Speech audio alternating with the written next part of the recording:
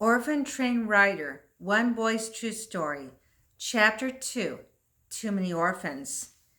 As a 7-year-old, Lee had no way of knowing that the care of large numbers of homeless and orphaned children had been a problem in America for almost a century.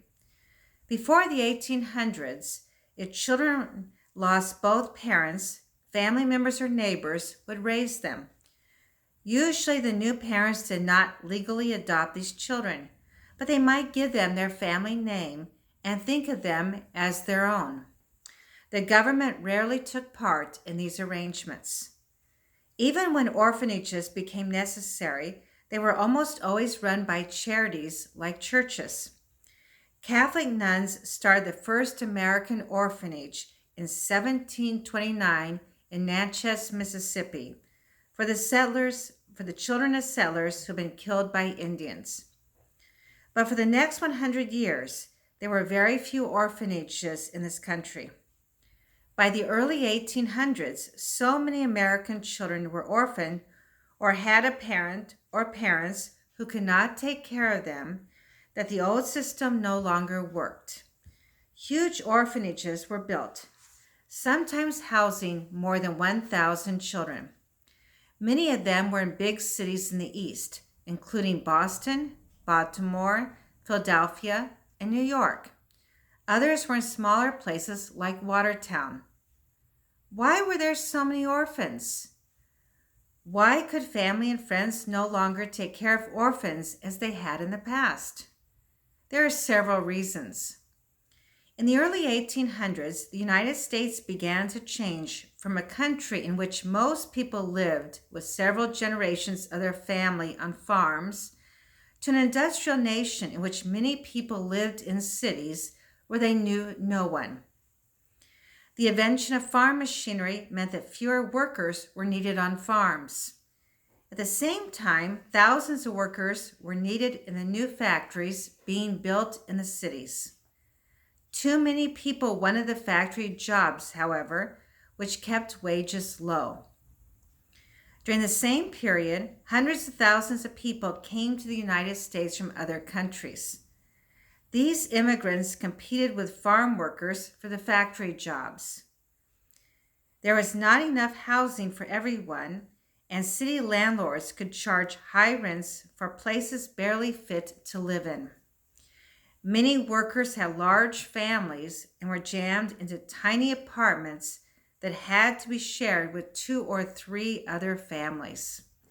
Some families even lived in cardboard boxes or in coal cellars. The people lucky enough to find factory jobs often worked in dangerous conditions. If they were hurt or killed, other workers were always ready to take their place. People often worked 10 to 12 hours a day, 6 days a week. Even so, many parents could barely feed and clothe themselves and their children. Children as young as 5 or 6 often labored long hours in factories to earn a few pennies a day. Others sold matches, shined shoes, peddled newspapers, picked coal, or ran errands, anything to make a little money. Children barely old to walk begged in the streets. Even when every member of a family worked, some families could not make enough money to survive. There was no welfare system. Some people starved to death.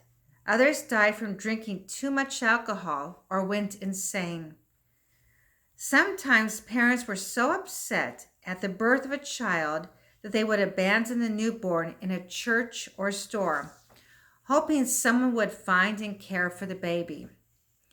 Others did not even make that effort, and every day the police would find the bodies of infants who had been left to die in rain barrels and trash cans. In other families, the parents forced older children to leave to make space for a new baby, even if the children were only 6 or 7 years old themselves. Homeless children slept on sidewalk heating grates, in doorways, or in empty buildings. They ate out of trash cans or stole food. Historians believe that in 1850, when New York City's population was 500,000 people, as many as 30,000 homeless children roamed the streets. At that time, the law treated children who were 7 and older as adults, so the jails were often full of youngsters who had been caught stealing. Children at 12 and older could be put to death for that crime. Their punishment was carried out at public hangings that other street children would come to watch.